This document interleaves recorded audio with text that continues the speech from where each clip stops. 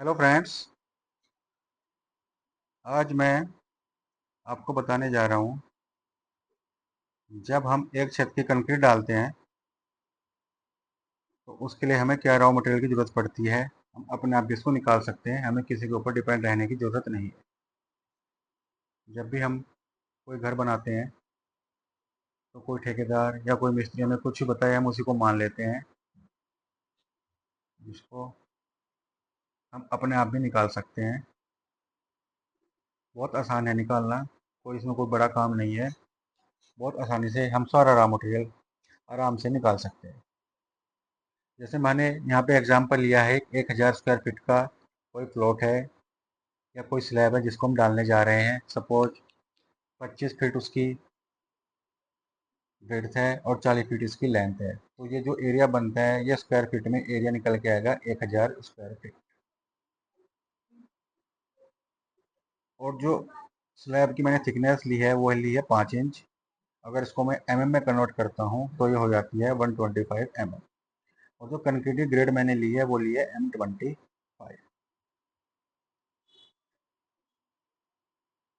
अब जैसे एरिया अपने पास 1000 स्क्वायर फीट है, 1000 स्क्वायर फीट को मैंने अगर मीटर स्क्वायर में कन्वर्ट करना है तो इसको मैं 10.76 से डिवाइड करूंगा, जिससे ये मीटर स्क्वायर में कन्वर्ट हो जाएगा और ये आएगा 92.93।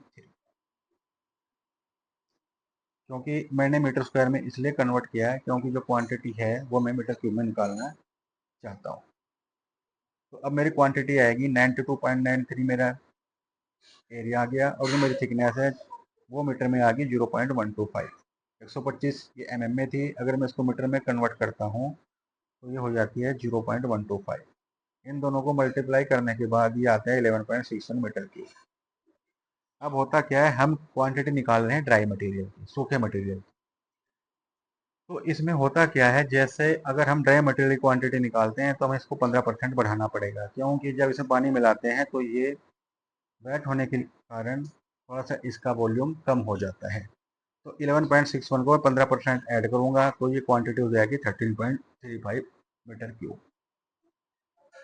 अब जो मेरी टोटल क्वांटिटी लग रही है 1000 स्क्वायर फीट के लिए कंक्रीट की, वो क्वांटिटी लग रही है 13.35 मीटर क्यूब।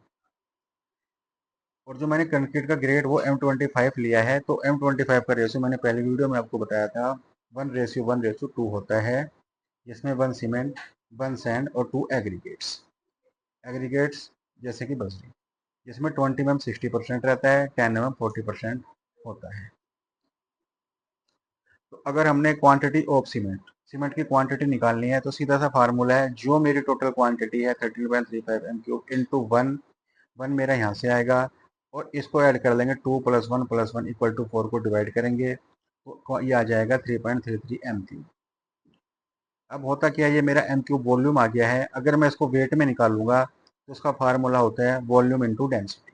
वॉल्यूम मेरे पास 3.33 है, इंटू जो सीमेंट की डेंसिटी है 1440, इक्वल टू आ जाएगा 4795.20 kg। ये किलो में आ गया।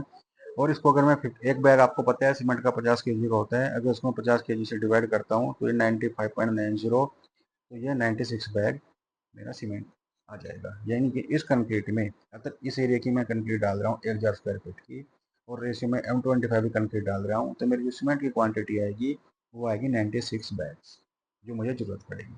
ऐसे ही मैं क्वांटिटी ऑफ सैंड निकालूंगा, सीधा सा वही फार्मूला है, 13.35 मैंने वॉल्यूम लिया, इंटू 1/4, 3.33 एम क्यूब।